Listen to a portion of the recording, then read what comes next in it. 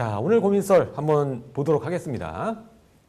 자, 저는 현재 아파트 하나, 빌라 하나, 재개발 하나 이렇게 세 곳에 투자를 하고 있습니다. 예, 뭐 이렇게 적절하게 종목도 이렇게 쉐어가 돼 있네요.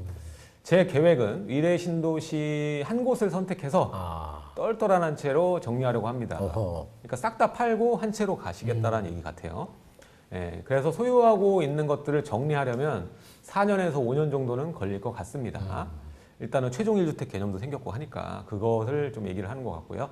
똘똘한 한 채가 아무래도 이 미래를 위해서는 예, 이런 상황에서는 더 나을 것 같은데 이 선택이 과연 옳은 걸까요? 일단은 저는 이렇게 봐요. 저거에 대해서는 저 질문이 좀 죄송합니다. 약간 그 우문이에요. 왜 그러냐면 사람들이 생각하는 게 1주택을 가고자 하는 이유가 두 가지가 있어요. 하나는 똘똘한 거, 그러니까 좀 제대로 된 서열이 있고 등급이 있는 걸 하나 사고 싶다. 둘, 세금 절약하고 싶다. 이런 개념으로 보시는 건데 저는 그 레벨도 중요하고 세금도 중요하지만 더 중요한 거를 우리 문자 주신 분께서 간과하고 계시다. 제일 중요한 거는 절세가 아닙니다. 제일 중요한 건 자산 규모예요. 볼륨. 네. 총 자산에. 이분이 지금 현재 부동산을 뭐 일단 기본적으로 세 채, 네. 뭐 아파트, 빌라, 그다음에 뭐 재개발. 재개발 네. 갖고 있다. 그러면 이제 기본적으로 3주택 개념이잖아요. 이 세 가지를 합산한 자산의 규모가 위례의 똘똘한 아파트 한 채보다 규모가 더 클 수가 있을 것 같아요. 지금 내가 딱 느껴봤을 때는. 정확하게 무슨 아파트, 어디에 빌라, 어디 재개발인지 모르겠습니다만은 이 세 가지 합친 게 만약에 예를 들어서 뭐 자산 총가액이 20억이 좀 넘는다. 그리고 이걸 다 정리해서 우리가 만약에 위례에 한 뭐 17억, 18억짜리 산다. 이건 저는 막고 싶어요. 자산 규모를 역행하면서 줄여들여서는 안 돼요.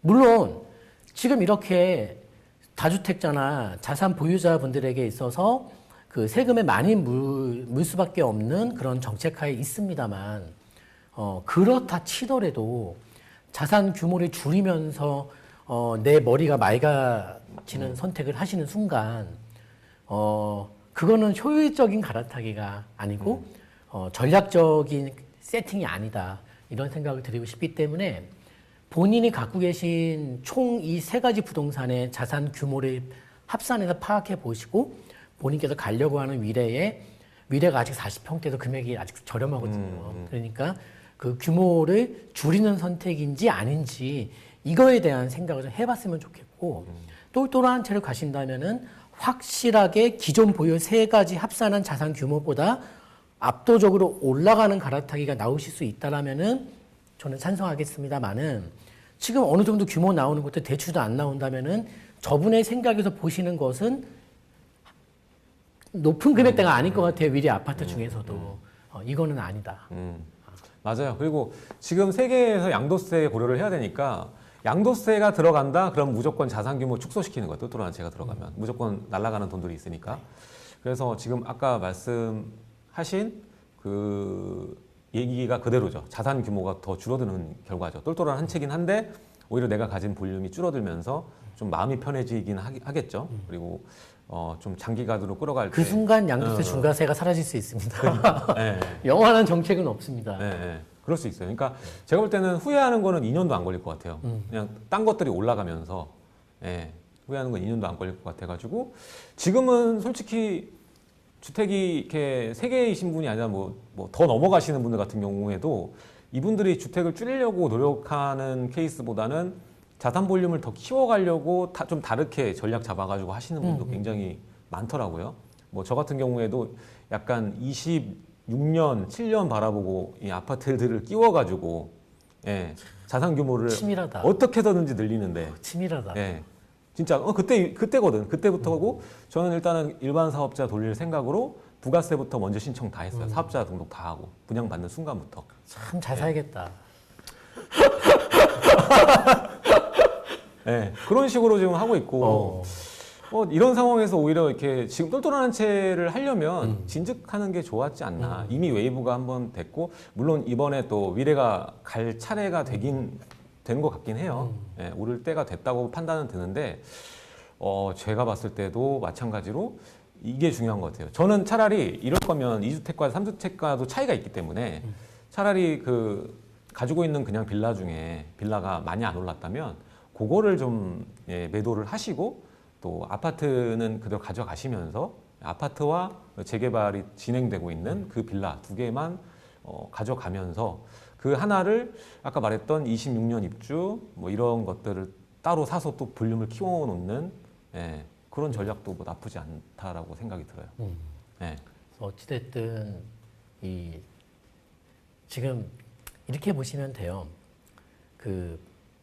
부동산을 우리가 사는 이 자체가 갈아타는 이런 전략 자체가 행복한 고민이 아니게 돼버렸어요.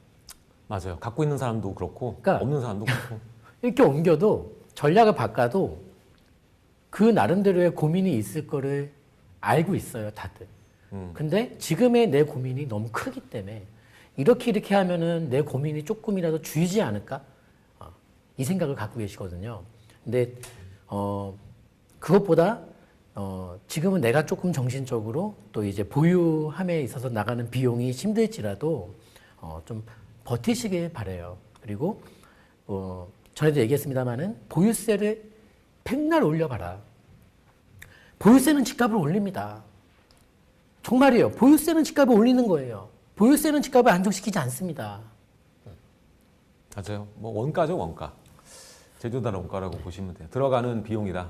이렇게 판단하면 되니까 지금 같은 고민이셨던 분들이 꽤 많다고 하는 것 같아요. 카라님. 꽤 많다고 하는 것 고민이 같습니다. 많겠죠. 요즘 정세 자체가 좀 시장이 달리 돌아가고 있어요.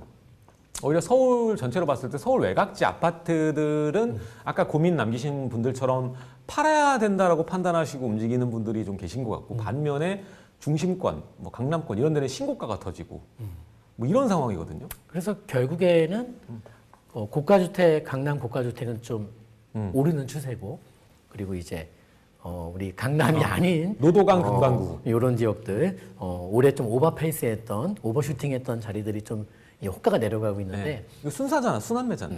그러면 이게 동시 같은 시장에서 벌어지는 이 다른 현상을 어떻게 해석해야 되냐에 있어서는 아무리 상승하는 면적이 좁을지라도 강남권 이 대장주들의 움직임이 어찌됐든 시장 선도 부동산이다.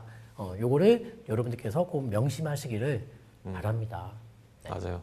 지금이 확실히 근데 주택이 없으신 분들, 주택이 여러 개 있고 경험이 좀 있으신 분들 같은 경우에는 또 알아서 뭐 잘 대응하시겠지만은 주택이 하나도 없는 분들은 솔직히 사는 걸로 마음 먹기가 정말 힘들 것 같긴 해요. 근데 나는 사야 된다고 봐요. 사야 되는 건 저희는 이제 그렇게 알잖아요. 이 그렇게요. 조정기를 활용해서 조정기가 지금 현재부터 진행되고 있는 조정기를 활용해서 지금 내 조정이라고 보지 않는 거지. 대세 하락이다. 꺾였다 이제 끝났다. 그러니까 더 떨어지면 사겠다. 아하. 그래요. 그래서 나도 기본적으로 내년도 초까지는 기회가 있다고 생각하고. 근데 그 초가 대선이 임박한 상황은 좀 늦은 타이밍이 될 것이다. 그렇게 예상은 개인적으로 하고 있는데 이번 겨울이 어떻게 보면은 기회일 수 있는 게 자, 대출 규제가 지금 아직도 이어지고 있고 뭐 풀린다고 기사는 나왔지만 실제로 녹록치 않다고 하더라고요. 그래서 대출 규제 그리고 또 요즘에 그것도 문제잖아요. 전세도 문제고 그리고 또 내년 넘어가기 전에 이제 겨울이니까 비수기. 이게 다 겹치면서 어떻게 보면 지금이 아까 말했듯이 짧은 기회일 수 있거든요. 그래서 12월, 1월, 2월 저는 그걸 넘기지 않았으면 좋겠어요. 2월까지가. 그래도 기회고 지금 여기서 돈이 있는데 좀 더 싸지는 걸 기다리는 거는 좀 아닌 것 같아요. 그냥 내가 최저가를 잡지 못하더라도 잡는 것이 저는 더 나을 거라고 보고 실제로 이제 집이 없는 분들이 고민하는 주택은 강남 주택이 아닐 거니까. 그리고 이거는 뭐 번외의 뭐 팁도 아니지만 한 얘기를 드리자면은 최근에 이제 제가 이제 구독자분 어떤 내 집 마련 도와드리는 그런 코너. 프로그램을 지금 찍고 있는데 어떤 매물 하나 봤어요. 봤는데 등기부 딱 띄워보니까 세입자 살고 계셨고 등기부 띄워보니까 거주지 이제 매도인에 대한 작은 단서라도 캐치하자는 거지 나는 그분 주소지가 그 등기부 등본에 이제 소유자 주소지가 떠 있고 거기 검색해 보니까 무슨 펜션이에요. 근데 우리가 주소지를 펜션으로 해놨다는 것은 뭘 뜻하죠? 그분이 펜션을 네. 운영하시거나 가족이 운영하거나 하잖아요. 그쵸. 그래서 펜션 홈페이지 찾아 들어가 봤어요, 또. 들어가 보니까 펜션이 상태가 안 좋아. 장사가 안 됐기 뻔해. 그러면 그 펜션 주소지에 또 등기부 또 띄워봤어요. 대출이 한 10매덕 있네. 그래, 이렇게 매도인의 작은 단서 하나까지 여러분들이 이게 뭐가 어려워? 이거 분석하는데 10분도 안 걸렸어요. 그런 식으로까지 지금 일단 지금 나온 매물들은 어찌됐든 좋은 금액을 못 받는다는 걸 인지하고 나온 매물들이니까 맞아요. 이것을 올 말 내년 초에 잘 나는 여러분들이 잘 흔드셔서 떨어지는 거 기다리지 마시고 흔들어야지 떨어집니다. 그렇게 잘 대응하시기 바랍니다. 이거 명언인데요. 우리가 흔들어야 떨어진다. 네. 그냥 입 벌리고 있잖아, 보통. 뭐 언제 떨어지나. 그러다 눈에 떨어지면 근데 그냥 발로 차서 떨어뜨리고. 네, 그렇죠. 네, 네. 그렇게 사야 하죠. 됩니다. 그러니까 발 안 아파. 네, 조사를 하고 또 사기 전에 뭔가 다 고려하고 완벽하게 사고 싶다는 생각을 약간 좀 버리셨으면 좋겠고 좀 그래도 좀 불안하고 하면 주변에 물어보시고 그것도 꼭 무주택자끼리 물어본다 서로. 지금 사면 안 돼. 야, 뭐? 지금 집을 산다고? 너 미쳤어? 제정신이야. 왜냐면은 이 친구가 사면 난 큰일 나니까. 네 소외감 어떻게 할 거야? 결혼하지 말라는 똑같은 노처녀끼리 얘기하는 거 똑같다니까. 너 시집 가면 너 걔 이혼했잖아. 이런 얘기 한다니까 금방 이혼한다고 또. 맞아. 그러니까 그래서 좀 주택이 있는 친구한테보다는 사실 이제 부모님한테도 물어보면 안 돼. 엄마 아빠한테도 물어보면 대출 끼고 하는 거에 때문에 자녀가 부담 느낄까봐 제대로 된 답변이 안 나와요. 왜냐면 자녀가 고생하면 난 찾아올까봐 그런 거예요, 결국. 그럴 수 있겠다. 그러니까 부모님이 자녀 걱정을 오롯이 딱 하나예요. 본인 때문에 걱정하는 거예요. 증여를 왜 할까요? 내 마음이 불편해서 주는 거예요. 본인이 마음 편하시려고 주는 거고. 다 그거예요. 결국은 우린 다 내가 최우선인 거예요, 결국. 그러니까 맞아. 그래서 부모님한테 질문하지 마시고 친구한테 질문하지 마시고 어디다 물어? 예. 오히려 그냥 커뮤니티나 다산 콜센터 갈까? 아니야. 오히려 커뮤니티나 뭐 일정 커뮤니티. 단톡방이나 같은 그 부동산의 그 정보를 교류하는 그런 장에서 물어보는 게 훨씬 더 깔끔한 답변들이 나와요. 상담도 하나의 요청이 될 수가 있어요. 상담도 받아보시거나 이런 식으로 해가지고 최적의 선택을 하시는 것이 더 낫다. 그냥 혼자 이렇게 해갖고 부동산 사장님은 사실 매도인과의 연결고리, 매수인과의 연결고리가 있기 때문에 올바른 판단을 내려줄 수 있는 그 제3자가 아니에요. 네. 이해관계자죠. 그러다 보니까 거기에다 또 물어보지 마시고 그냥 아예 제3자한테 물어보는 것이 더 현명한 답변이 나올 거다. 네. 제발 그 술자리에서 물어보거나 이러지 마시라고 좀 말씀을 드리고 싶습니다. 네. 이분 질문도 괜찮은데요. 월세 사는 게 처음이라서 좀 두렵다라고 얘기하시네요. 이미영님이. 이게 그러니까 그거지. 내가 거주하는 내 집이 아니라 그냥 소유로 내 집 마련을 하고 좀 더 최선의 선택을 하고 그 최선의 선택에 따른 대가인 내가 이제 다른 데서 거주를 해야 되는데 전세가 아닌 월세로 거주를 하는 거죠. 근데 이제 월세를 처음 이제 살려고 마음을 먹다 보니까 좀 두렵다. 네, 이렇게 말씀을 하는데 거기서는 어떻게 답변을 좀 나는 드릴까요? 저게 좀 다른 측면의 답변을 드린다면 이것은 대한민국 교육이 잘못된 거다. 갑자기 교육 얘기가 왜냐면은 우리가 어릴 때부터 무언가를 처음 시도하는 거에 대해서 굉장히 공포심을 갖게끔 교육을 받아. 그런 무슨 돌발 행동, 처음 시도하는 행동. 예를 들면 내가 어릴 때 학교, 집이면 단거리가 있을 거 아니야. 네. 그럼 하루는 이렇게도 와봐. 하루는 또 저렇게도 와봐. 궁금해. 이거 하다 혼났어. 왜 그렇게 돌아다니니? 가까운 거리가 있는데. 가까운 길을 냅둬. 이게 혼났던 거야. 부모님에게. 근데 끝까지 내가 이렇게 돌아다녔어. 지금도 퇴근할 때 가끔 막 돌아다녀. 어때? 밤에 차 안 막힐 때는. 요즘 궁금하잖아. 이 시간대 저 동네는 지금 코로나 상황에서 어떨까? 상권이 어떨까? 등등등. 그러니까 나는 그냥 여러분들께서 처음 시도하는 일을 두려워하지 마시고 나이 불문, 성별 불문, 학벌 불문, 자산 불문 그냥 시도하셔라. 그러면 월세 사는 게 두려울까요? 안 두려워. 집을 사는 게 겁이 날 거야? 겁 안 나. 뭐가 무서워? 그렇게 시도 그냥 했으면 좋겠어. 지금 아파트를 매수해서 내 집, 그러니까 일부 지역에 한해서 얘기를 드린 건데 서울의 중심지 같은 경우에는 대출을 만약에 받아가지고 그 거주하는 것보다 거주 비용 계산해 봤을 때 그 내 기회 비용까지 계산하면은 월세가 지금 제일 싸요. 월세가 제일 쌉니다. 예를 들어 또 목동의 학군지의 오피스텔 얘기를 하면 거의 이제 18억 정도 수준 하거든요. 오피스텔인데도 오래된 오피스텔인데도. 근데 그게 이제 예를 들어 이제 70%까지 대출 나온다고 쳤을 때 내는 비용이 뭐 거의 한 뭐 300에서 500 정도까지 이렇게 올라갈 거예요. 근데 월세 살면은 그냥 한 뭐 1억에 한 300 수준, 350 수준 이 정도밖에 안 되거든요. 그러니까 이거를 판단했을 때 뭐가 이득인지를 잘 보셔야 돼요. 그리고 그 기회 비용을 내가 집 거주하면서 쓰는 것보다는 좀 더 최선의 선택을 하고 만약에 그게 내가 거주까지 하면서 여기 기회비용 들어갔을 때 최대 효과를 낼 수 있으면 좋지. 근데 오피스텔이 아시다시피 구축 오피스텔이고 그리고 가격은 이만큼 이미 와 있는데 추가적인 상승을 기대하기는 어렵잖아요. 그럴 때는 여기를 매수해서 거주하는 것보다는 다른 선택을 하고 여기에 월세 사는 것이 더 낫다. 예, 똑똑하다. 그거를 좀 얘기를 해드리고 싶어요. 요즘에 똑똑해요. 계산을 안 하고 그냥 뭐 내 집 마련만 계속 생각하는 경험이 없을수록 더 그런 것 같아. 내가 살아야 내 집 마련인 것 같이 생각하는 거야. 근데 거기서 고정관념을 조금만 내려놓으면 내가 이제 금전적으로 받을 수 있는 게 연애 억 단위예요, 연애 억 단위. 예, 그걸 날리는 거야. 그러니까 그게 너무 안타까운 거지. 예, 경험이 제일 중요한 것 같아. 경험이. 일단 경험을 쌓게. 시작을 안 하면 경험도 냅둬버리면 없는 거잖아. 시작을 안 하면 경험도 없는 거잖아. 다 제발 냅두세요. 예. 그러니까 월세도 시작해 보고 그리고 다 시작하면은 답이 나오잖아요. 근데 이제 여유가 없이 시작하는 거는 조금 이제 생각을 해봐야겠지. 여유가 없이 정말 빠듯하게, 예, 뭐 어디서 생기겠지, 돈이 생기겠지 이런 식으로 접근하면 분명히 안 되지만 이렇게 비중을 두고 포지션을 잡아서 현금 비중 어느 정도 두면서 여유 있게 접근한다면은 저는 충분히 시도에 봄직하지 않나, 예, 이런 생각이 듭니다. 휴리스틱님, 대선 전에 제가 이제 마지막 상승이 온다고 했는데 그거는 취소인가요? 취소 아니고요. 대선이 3월 달입니다. 갑자기 사람을 쫄리게 이렇게 자꾸 이렇게 압박을 하시지만 전혀 쫄리지 않습니다. 저는 냅두면 돼요. 냅두면 됩니다. 내년에 한 차례 온다고 봐요. 내년도 똑같아요, 여러분들.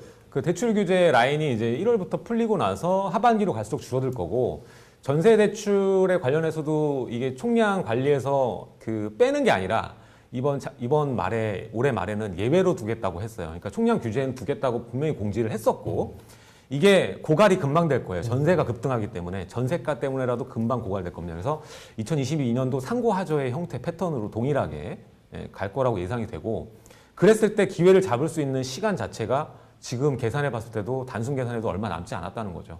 그러니까 1월 안에는 결판을 내셔야 그래도 다음 장에서 저는 서울 안에 만약에 입성하고 수도권 적용 온다? 그러면 저는 솔직히 안전마진 1억 정도 봐요. 그리고 저는 지방도 네. 나쁘게 보지 않습니다. 지방도 네. 괜찮습니다.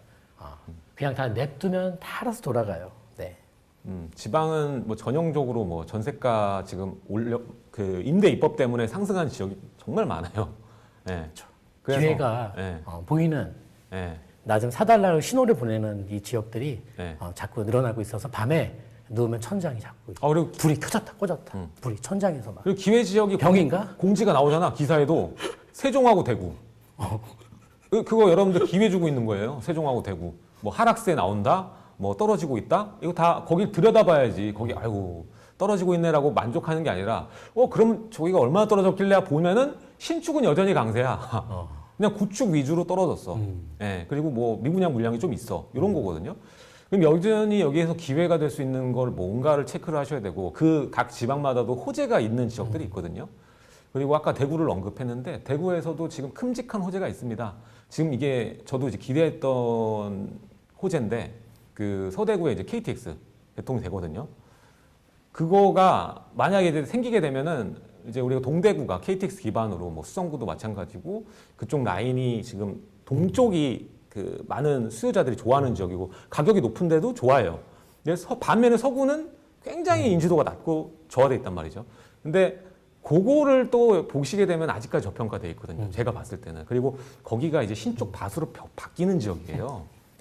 네, 그래서 저는 그런 것들을 좀 착안하셔가지고 기회 잡아서 좀 공부를 하셔가지고 좀 뭐 2시간, 3시간 정도면 가니까 네. 가서 한번 구경도 해보시고 그랬으면 좋겠어요. 그렇죠. 뭐 임장은 네. 뭐 어디든 가도 됩니다. 네. 그냥 하면 돼요. 임장도 처음 가도 더럽지. 네. 왜냐면 아무튼 이 처음에 뭔가 시도하는 거를 우리가 두려워하지 말자. 음. 그게 월세든 뭐든 간에 임장이든 뭐든 간에 두려워할 이유가 하나도 없습니다. 맞아요. 그러니까 처음 문 여는 게 이제 해보지 않으면 네. 두렵죠. 자, 일단은 이렇게 얘기를 했고 뭐 정보까지 또 나갔네. 그러네. 예, 정보까지 그래요, 나갔습니다. 그래요. 그래서 호재가 있고 터질 것들 그리고 뭐 하락이 나온다고 얘기하는 곳은 한 번씩 면밀히 얘기하고 또 다른 채널에서도 어디 떨어진다 그러면 한번 보세요. 야, 우리 아원맘님 마지막 이거 하고 끕시다. 네. 아원맘님 동두천 지행력은 어떤가요? 너무 끝이라 걱정돼요. 거의 아파트가 5 글자로 없죠? 답변 드리겠습니다. 걱정 마세요. 음. 걱정 마십시오. 네. 알겠습니다. 자, 오늘 내용은 여기까지 하도록 하고요. 다음 시간에도 우리 썰브라더 근황 네. 썰과 이제 다음 주부터인가요? 우리 특집이 나갑니다. 특집이 나가요. 그러네. 3주 동안 연속으로 특집이 나옵니다. 특집이. 내년에 대한 전망. 놓치지 말아야겠죠. 누가 오시죠? 네, 오시죠. 또 이제 시장에 전문가 분들 중에서도 저희가 또 잘 아시는 분들, 대단한 분들이 오십니다. 의견을 함께 나눌 분들 네. 같이 나오도록 하겠습니다. 네. 자, 기대해 주시고요. 다음 주에도 시간 놓치지 않고 와주셨으면 좋겠습니다. 지금까지 썰브라더의 놀라운 부동산 놀부. 부자병법 박병찬이었습니다. 네.